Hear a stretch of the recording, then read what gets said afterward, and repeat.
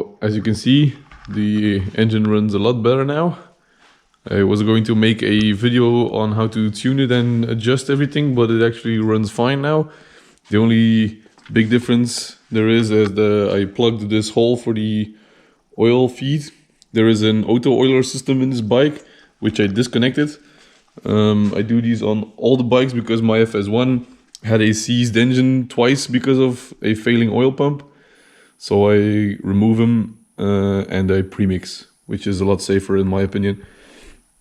So it was actually, at the first startup, there was a vacuum leak here. It's not too big, but there still was. I just plugged it here and used a nut in between two copper washers. And as you can see, it already ran a lot better. I did rob the exhaust from the black RD50. This one is not bent. I'm just going to use this one temporarily. I'm going to find a solution for the other exhaust. I've also started mounting some other bits and bobs. I've mounted the coil, the ignition coil, the correct way. I've also mounted the oil tank, which I'm not going to use, but I have to mount it to mount the plastic cover to. And what I am going to do in this episode, I'm going to try and adjust this remanufactured rear fender. This is actually a remanufactured one for an FS1 because the RD50 fenders are extremely rare, apparently. And the FS1 also has a 17-inch wheel. So this is also a 17-inch fender. And I'm going to try and adjust this fender to this bike. Again, it won't be 100% original, but it'll work. And hopefully down the road I'll find an original fender. So what I am going to do, this part needs to be cut off, and it's also a bit too long, which is fine. I have to then drill a hole on the inside to use this mounting bracket. And let's see. These mounting brackets for the rear fender are actually big enough so I can drill new holes to mount them on this bracket. And I'm going to try and adjust it the best I can so that the height of the rear fender is not completely low like this and not way up high. I'm going to look at the black RD50 for reference and try to reproduce it with this fender. But first thing is going to be to cut this piece off. So the FS1 bracket is cut off, and I started measuring and mounting and fiddling around, and this is what I think I'm going to do. So here we have a pretty clear way to the bracket. We'll just drill a hole in the middle, and that will be done. Here, however, these brackets of the FS1 are actually a bit too high, so I'm probably just going to drill them straight into the fender here and mount them with a bolt and nut from the inside. This is really high up, so I don't think even at full compression the tire will hit the bolt and nut. So I think it'll be fine. I've also mounted the rear lights to see if it's not crooked or anything. It's not fully mounted, but it looks all right. So I think I'm going to do that. I'm going to mark everything, drill some holes, cut out the brackets here, and I think we have a fender then. Cool.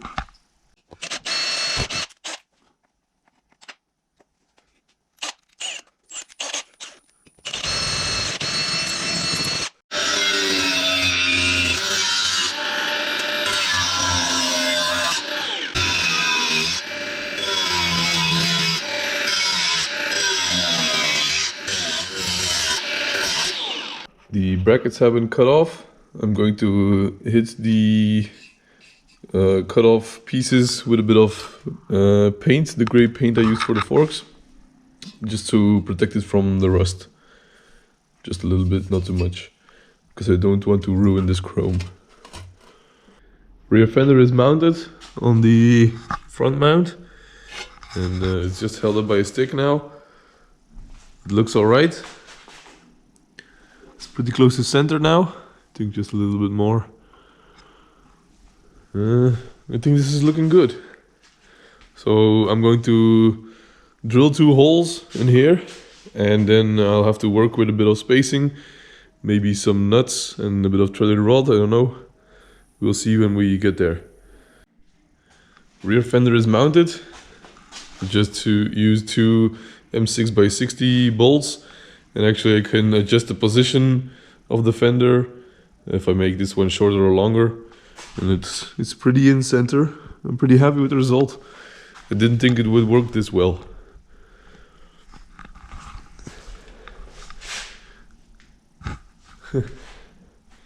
When the seat is on, this will be all hidden, so I think it's good. Perfect. Let's mount the rear light and maybe start mounting the wiring for the rear light as well. I think this is, oh no, it's these for the light and brake lights. I don't know which one is which. I'd have to check. The bike is nearing its completion. I've mounted the shifter lever, the footrests, a brand new chain. I didn't really film that because we've all seen me struggle with a chain before. I've also mounted the seat that's going on here. It has a chrome rear end, but I'm not sure if I'm going to keep it chrome. I'm not going to ruin it by painting it, but maybe I'll try wrapping it, because this rear end is just too nice to just ruin with paint. And other pieces I've fit is the air filter. I didn't really film much because I'm a bit sick, and it's also just cleaning, sanding, painting, mounting. It's basically all the same. So the rear brake pedal is also mounted. Still have to mount the spring, the return spring. So the only thing that's left as from general parts is the kickstand that I have to mount. I have found a spare one that I'm modifying. Actually, let me show you. So here we have the kickstand that I'm currently modifying. I'm not sure if it's an original. So now we have the problem that when the bike is on its kickstand, the legs fold in too far, so that the wheels are actually lower than the legs. So I'm going to weld a little plate on here so that the legs don't go out as far, and that they actually are lower than the wheels, so it actually will stand on its kickstand. One of the last parts that's missing is the bracket for the gauges. So I went ahead and removed the steering, and I've made a cardboard template. It should look like this, but apparently one of the previous owners cut the bracket in half, not sure why. So I'm going to try and reproduce the cardboard piece in steel and hopefully weld them together. So this is the piece of steel. I'm going to try and cut it out. I don't have any flat steel left, so this will have to do. So I'm going to trace it.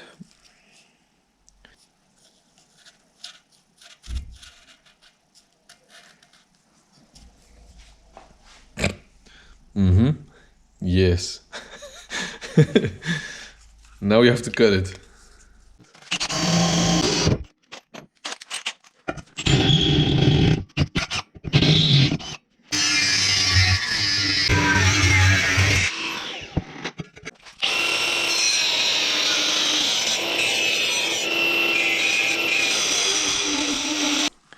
If it wasn't obvious, I'm not a fabricator, but hey, at least I can learn.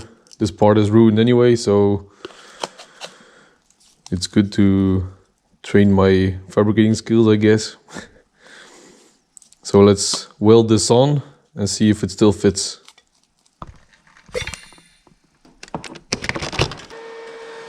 I'm also not a welder.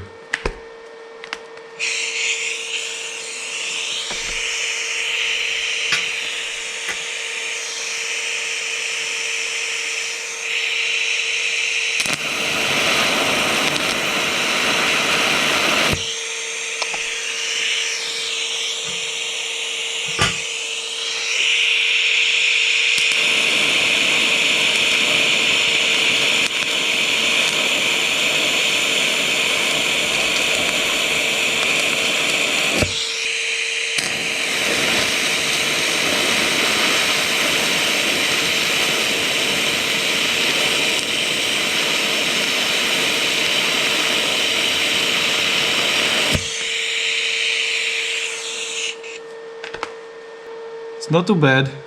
I've done worse. I've also done better, but looks alright. I gave the bracket a coat of paint. It's not the most beautiful bracket, but it'll do for now. This will also be temporarily, like a lot of things on this bike, I guess. Maybe I should have called it the temporary build instead of the Kenny Roberts build. So let's mount this. So I've tightened everything down and I'm going to add some brake fluid and maybe go for a little cheeky test drive down the block here to see if it actually runs, takes all gears. So let's see.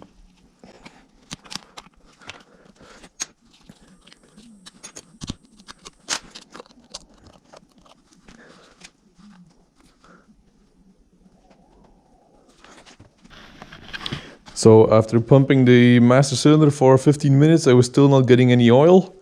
I found out that the set screw, or the adjustment screw, was out too far, so the plunger did not get pushed far enough in, so oil was not coming through.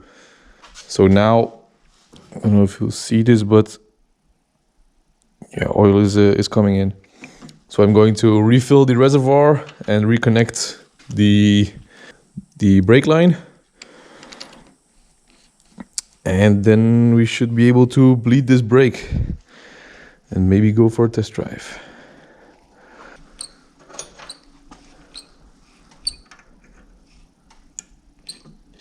So no front brake, I can't get it to bleed. I will have to check back on it why it's not pumping any fluids. When sitting on it, I also noticed that the front fender is actually more bent than I thought. I'm going to just take it down the block and see what's what.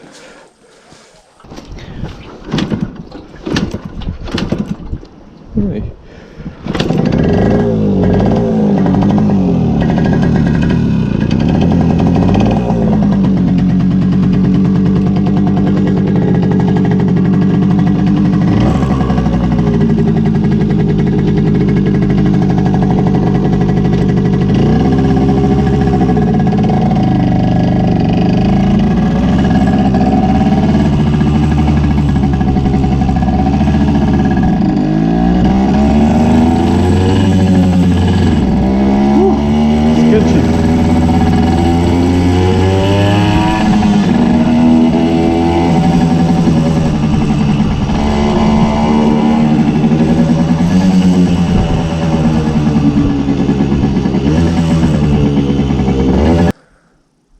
So the steering is a bit floppy because I just noticed I didn't tighten this bolt. The gearing is a bit weird, but maybe it's just a bad positioning of the lever and I'm missing the gears. I'm not sure. We'll have to do a full test drive for that. But the engine sounds very healthy. It feels like it wants to go, which is good. But first I will have to look at that master cylinder.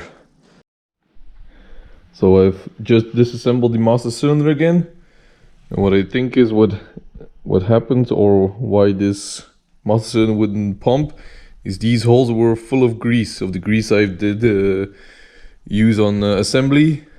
I've cleaned them out now. They are clear. And I'm going to reassemble it and try it again. And hopefully this time we will have some oil pumping, because now even if you push this plunger in far or not far at all, oil would not come through. So let's reassemble it and try again.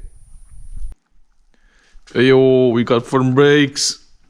So the holes full of grease were actually the problem.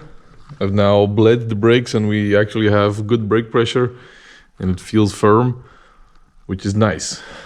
Another thing off the list. So this will probably be the end for this part because I'm still waiting for the painter for my parts. I hope I'll get him next week. If so, you will see a video of it. So thank you guys for watching and see you next time. Bye bye.